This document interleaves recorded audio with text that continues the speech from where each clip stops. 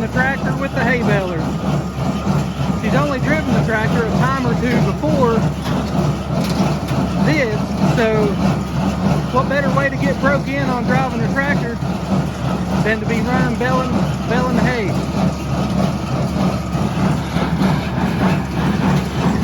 We're running kind of slow on this because the hay is so thick and our windrows are so big, and I don't want her to have to change gears and all that kind of stuff while she's running the tractor. So I'm just running it slow enough that if she runs into a big pile, then it'll still eat it up.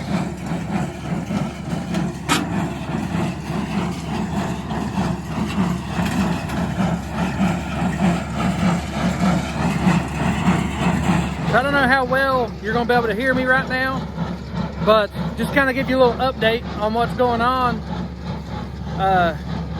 My accumulator's not working exactly correct, so I'm actually walking behind it and making sure the bales come out in their groups. I think a lot of it has to do with the settings and stuff. I just don't have time to be going through and trying to make all these adjustments on it right now. So I've got, my uncle actually is running the tractor, and I'm back here just walking along with it and making sure that, you know, the bales come out in their groups. But I can't be any more impressed right now with my hay yield this year, because we are at 649 bales, and I would say we have at least 200 or 300 left still to bale.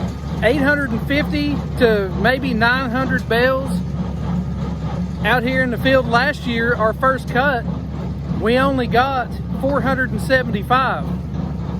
So the Super Lime Plus and our fertilizer seems to be making a pretty good difference. Now, it is a month later this year cutting it, so it definitely got taller and kind of getting a late cut on it. But still, I think that it would have been a lot fuller and a lot better yield even at, you know, 4 weeks ago. So anyways, I got to get back to baling here. I'll try to get you some footage of what we're doing. So stay tuned. Gets a little sketchy going over some of these sideways places and hills.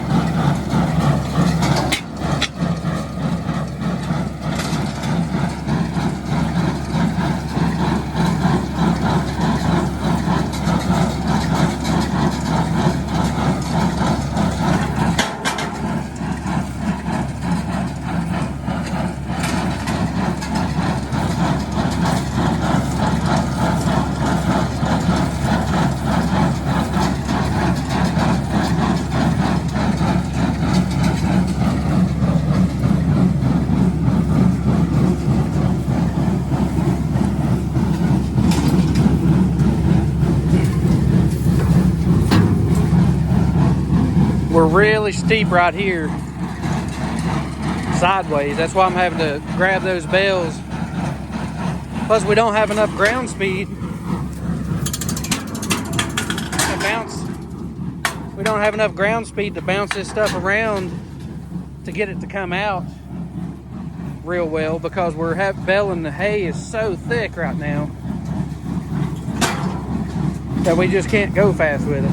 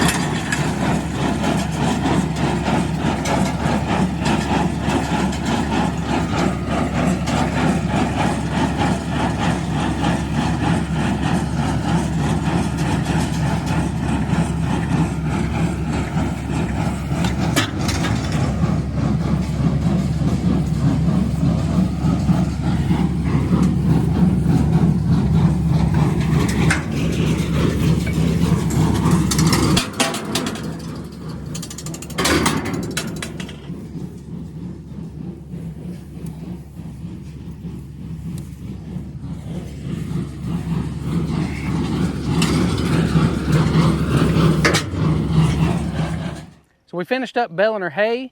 It went a little better than I thought it would, and it definitely went better than last year. And you know, last year on our first cut, we only got 475 bales. And this year, we ended up getting 892. Now there's a few factors in that. I first thought, I was like, man, we cut our hay way late compared to last year, but I got to looking at the calendar and when I actually cut last year and this year, and it was only 2 weeks difference. So I don't think 2 weeks would have made that big of a difference in how much yield we actually got out of it. But what I do think made the difference is that we used Super Lime Plus, which is a liquid lime. We applied that to the field last year, and it was late summer whenever we put that on, so it's not quite been a year yet that we applied that. And then we also fertilized after the third cut, actually. I tried to fertilize after or right around the same time as the Super Lime Plus, but I wasn't able to do it. So as things worked out, it was pretty much after the third cut that we got the entire field fertilized. So last fall pretty much. But this spring, you know, coming into this year, even 4 weeks ago, this field was ready to cut. And I was sitting there looking at it and being like, man, if I could get time to cut this right now, this is the perfect time. It's exactly where it needs to be. 4 weeks later, due to rain and weather and work and all that kind of stuff, then I finally was able to get out here and cut it. But it was a little bit overwhelming because there was so much, almost 900 bales of hay. And I'm doing most of this by myself. I did end up getting some help. My uncle came over and ran the tractor and the baler so that I could kind of keep the accumulator going. That's another thing too. The accumulator last year worked flawlessly. This year, I don't know if it's where it's been sitting out, but I've tried to use lubricants and all kinds of stuff on that thing to get that thing to slide correctly. Well, I got it sliding good, but it's still having issues. And part of it may have been due to the ground speed, because we were having to run first gear in low range, and last year I was running first gear in high range because of the difference in how thick the windrows were and how thick the hay was. kind of want to run through some of the issues and stuff that I've had this year. But one big issue, I was moving hay from the field to the shed today, and I thought I had all day because they were calling for rain late tonight, like midnight. All of a sudden, look at the weather, and it says 100% chance of rain at 3 p.m. So it actually ended up coming and hitting earlier than that. So we got a pretty good rain shower at 2:30 and was able to get about 250 bales in our shed before it started raining. Plus, we sold 75 bales to some other people out of the field, and we sold 90 bales to another person. So, you know, we didn't lose that much, but it still got rained on. What would you all do with the rest of the hay that's out here in the field? How should I go about this? You know, having a good rain shower on it. It doesn't really feel all that wet. The bales aren't real heavy from water or anything like that. You know, I just know that it came a pretty good rain shower, 10 minutes or so of a pretty steady rain. You know, I don't really want to take a chance on stacking it in the shed with all my other dry hay, or anywhere else for that matter, because if it is wet, then you get stacks on top of each other, and then that's going to produce heat. So a little worried about that. But put your suggestions in the comments below. Let me know what you would do if that happened to you, or maybe it has happened and it's worked out to where you've done something to it to fix that problem. It was a huge job because most of it I was doing myself. Tamara couldn't help most of the time because she was actually having to work, and so that left me here by myself pretty much doing everything. And 900 bales is a lot of bales to do by yourself. But anyways, aside from all that, you know, everything went pretty good. The hay baler ran flawlessly. I absolutely love this Massey 1838. I mean, I couldn't ask for anything more. No breakdowns, no misties or anything like that. And 892 bales and did not mistie, not a single one. So I'm super impressed with that. I did let it run out of twine, so I did have to redo that because I didn't check it in time, but that was easy to fix, not a big deal at all. I had a couple bales that didn't have twine on them, just threw them back out and then rebaled them, so it wasn't a big deal. But so anyways, that's going to wrap it up for today's video. It's been a long few days trying to get all the hay in and get it cut and all that kind of stuff. I didn't do a great job in a lot of places. What a learning experience. Get that tedder, got the new rake. The rake needs a few more adjustments on it. I missed a lot of the hay with the rake. First time ever using a tedder, first time ever using that V-rake. You know, all of it's kind of a learning curve of how you should run it. And I realized that a lot of my windrows, I got them tied into other windrows, and I was having to cross them with the baler and all that stuff. So it's been a journey. There's been a lot of learning on this endeavor. And I've also learned one big thing. And I said this last year, and I don't know why that I forgot all about it this year. I just got the window to cut hay, and I just went to cutting, and I cut all 12 acres at one time. I can't rake and bale all 12 acres myself in one day. Now in the fall cuts, I might be able to do that a little bit easier. Last fall, I cut this in like 3 or 4 sections, and it worked out great because I even had time in the evening after work to come home, hook up the equipment, and then, you know, rake and bale that evening and put it away, and I could get it done in the evening. I'll just see the first window, I'll cut a few acres and get it on the ground, and then get it baled up and put away.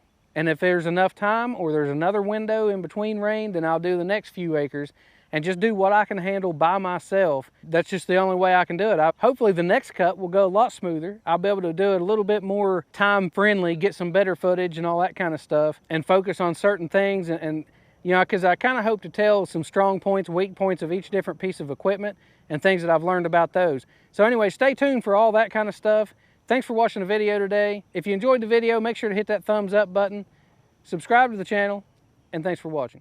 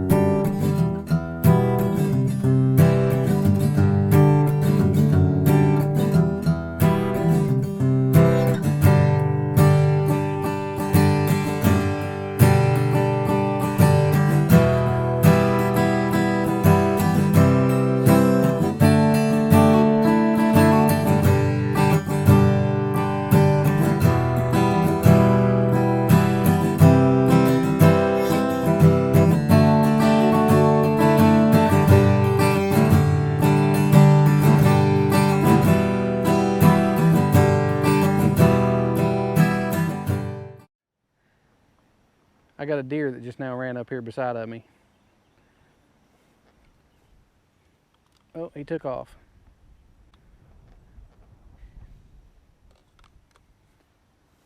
That's kind of funny. I guess it didn't realize I was there, and it was coming up behind me, or coming up from behind the camera, and it come up here, and then it realized I was here talking, and it just stopped there and was looking at me. I was like, man, it'd be cool if I could get the camera turned around, but as soon as I moved towards it, it was out of here.